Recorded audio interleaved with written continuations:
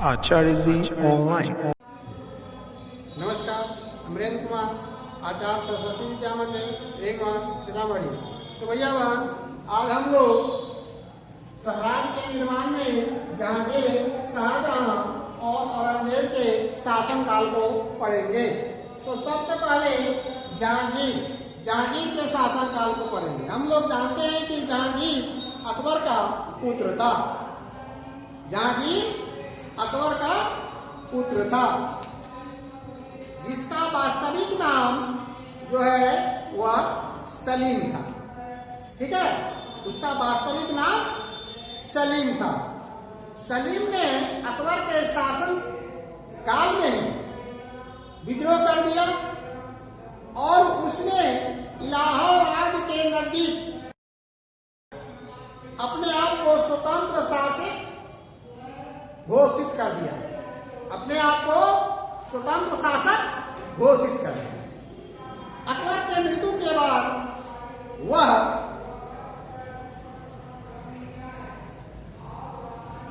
दिल्ली के गद्दी पर बैठता है। कब? 1605 ईस्वी में। उसके शासन काल में एक महत्वपूर्ण घटना है। गुरु अर्जुन देव को प्राणदंड। सिख धर्म के 5वें गुरु अर्जुन देव थे, जिन्होंने जहांगीर के पुत्र राजकुमार खुसरो को शरण दिया था, क्योंकि खुसरो ने भी विद्रोह कर दिया था। खुसरो को शरण देने के कारण उन पर 2 लाख रुपया का जुर्माना लगा। जुर्माना नहीं देने के कारण उनको प्राण दंड दे दिया गया। इससे मुगल और सिखों में जो संबंध थे वे और बिगड़ गए। जहांगीर ने एक अभियान चलाया दक्षिण में, मेवाड़ में, और जहां जहां अकबर के समय में कुछ त्रुटि आ गई थी, उसको भी वह क्या किया कि उस जगह को अपने साम्राज्य में मिला लिया। जहांगीर ने नूरजहां से शादी किया। नूरजहां का वास्तविक नाम मेहरुनिसा, बाद में नाम बदलकर नूरमहल, और नूरमहल से वह हो गई नूरजहां। वह फारस के एक अमीर की विधवा थी। जहांगीर से प्रेम होने के कारण जहांगीर से शादी कर लिया। वह एक महत्वाकांक्षी महिला थी। वह धीरे धीरे शासन में अपना पैठ बनाने लगे। शासन कार्य में दखल देने लगे।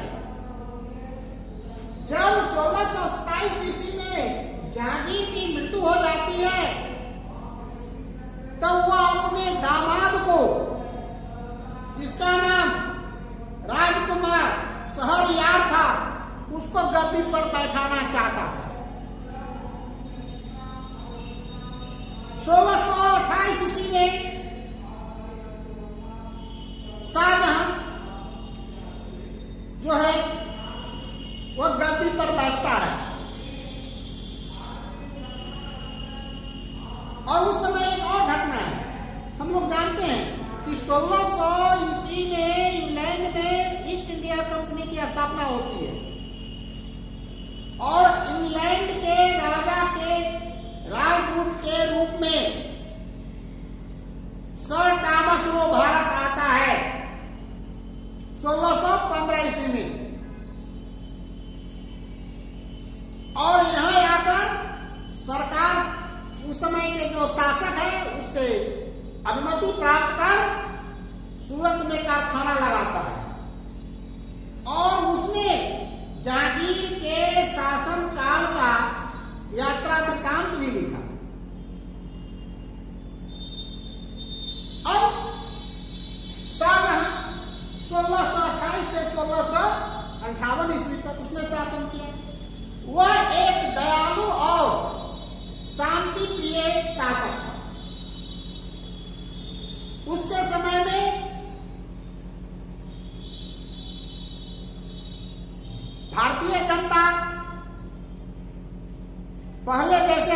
समय में और जहांगीर के समय में जैसे रहते थे, ठीक उसी प्रकार शाहजहां के समय में भी रहे। किसी भी प्रकार का अतिरिक्त कर टैक्स नहीं लगाया गया। उसने कुछ क्षेत्रों में जो विद्रोह हो गया था उसको दबाने का कार्य किया। जैसे भारत के पश्चिमी प्रांत कंधार में विद्रोह हुआ, उसने दबाया, लेकिन फिर कुछ दिनों के बाद वह उसके हाथ से निकल गया। शाहजहां के बाद उसके पुत्रों में उत्तराधिकार के लिए संघर्ष होने लगा। उसके 4 पुत्र थे, दारा, शुजा, औरंगजेब, गुलाब। संघर्ष के दौरान औरंगजेब ने अपने 3 भाई दारा, शुजा और मुराद को पराजित किया और दिल्ली के गद्दी पर अधिकार कर दिया।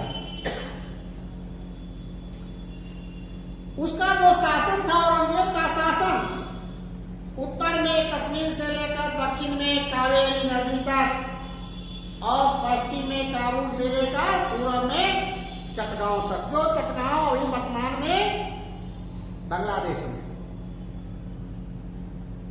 उसने भारतीय जनता यानी कि गैर मुस्लिमों पर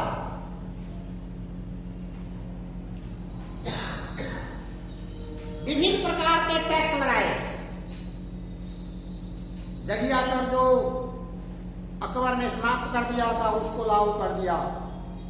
बहुत सारे कष्टकारी टैक्स लगा दिए। कोई भी हिंदू सामूहिक त्योहार नहीं मना सकते थे। अनेक प्रकार के उन्होंने टैक्स लगाया। यहाँ के जो मंदिर थे उसको उन्होंने विध्वंस कर दिया। इस कारण पूरे देश में विद्रोह होने लगा। तो सबसे पहले जाटों और सतनामियों का विद्रोह हुआ औरंगजेब के विरुद्ध। इसका जाटों और सतनामियों का, जाटों और सतनामियों का।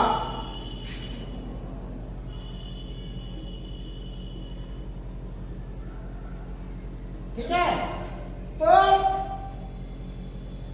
1669 ईस्वी में मथुरा के जाटों ने गोकुलदास के नेतृत्व में विद्रोह किया। बाद में जाट के नेता चूड़ामन ने अलग जाट साम्राज्य की स्थापना कर ली। ठीक है। सतनामियों ने भी विद्रोह किया। उसके बाद सिखों का भी विद्रोह हुआ। जाट के बाद सिखों का भी।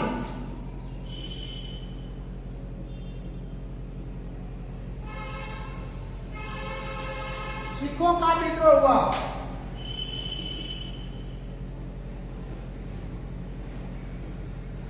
सिख क्यों हुआ?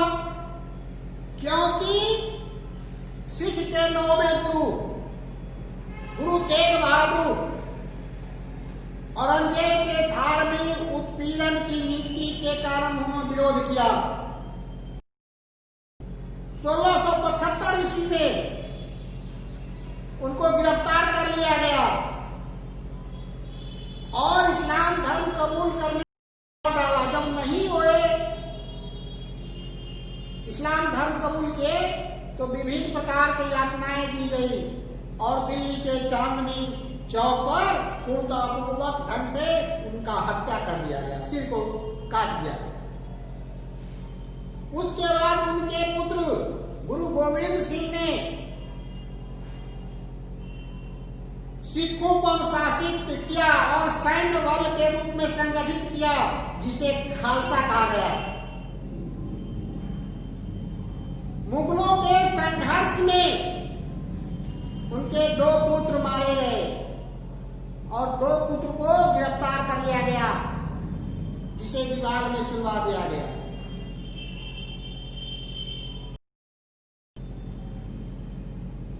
एक स्लोगन भी था, जोरावर जोर से धार के बोला। तो वही जोरावर सिंह और उसके पुत्र के गुरु गोविंद सिंह के बाद में राजपूत भी विद्रोह करने लगे। राजपूतों के साथ संबंध अच्छा नहीं रहा औरंगजेब का। अकबर, शाहजहां, जहांगीर के समय में जो राजपूत, जो राजा थे, राजघराने के जो व्यक्ति थे, वे ऊंचे ऊंचे पद पर मुगल साम्राज्य में थे, उनको हटा दिया गया। जो बहादुर राजपूत थे वो भी इनसे कटने लगे, जो सैनिक थे, सेनापति थे। बाद में शिवाजी जो थे, मराठा सरदार,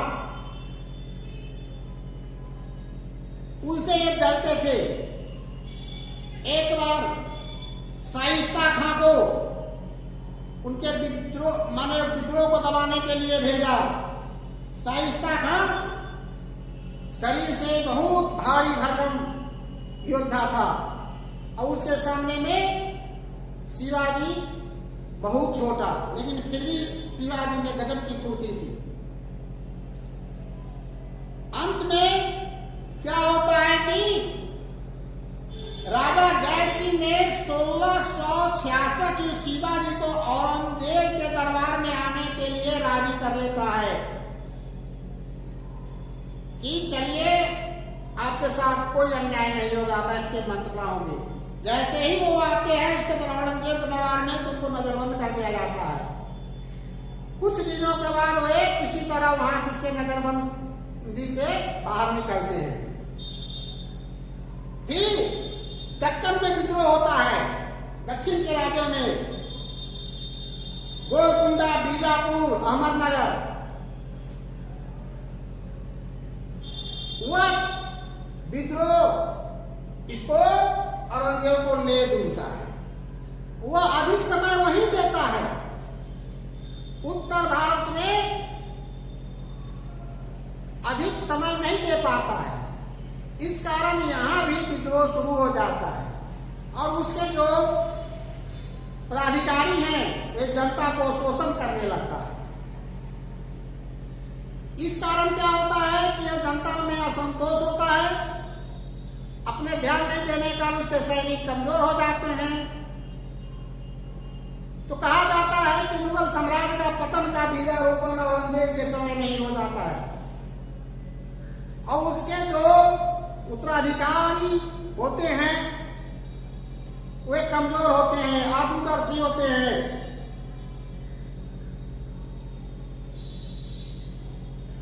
एक मोहम्मद शाह शासक होता है जिसको रंगीला कहते हैं। वे शासन काल छोड़कर हमेशा ऐश्वर्याम सुरा सुंदरी में लगा रहता था। उसी समय 1739 ईस्वी नादिर शाह का भी आगमन होता है और नादिर शाह दिल्ली को लूटता है और कोहिनूर हीरा जो है लाल किले से तख्ते टाऊ में लगा होता है, उसको लूट कर वह ईरान ले जाता है। इससे मुगल साम्राज्य को बहुत झटका लगता है। ईस्ट इंडिया कंपनी भी भारत में आ चुकी है। वह क्या करता है कि 1707 ईस्वी में औरंगजेब की मृत्यु के बाद अधिक प्रगति पर है वह ईस्ट इंडिया कंपनी। फ्रांसीसियों ने भी 1664 ईस्वी में फ्रांसीसी ईस्ट इंडिया कंपनी की स्थापना करती है और भारत में east India British east India company और फ्रांसीसी ईस्ट इंडिया कंपनी में वर्चस्व की लड़ाई होता है। उसी समय 1757 में पलासी के युद्ध में औरंगजेब यानी कि मुगल सेना और ब्रिटिश सेना में युद्ध होता है। वैसे तो भारत में क्या हुआ है कि 3 बंगाल और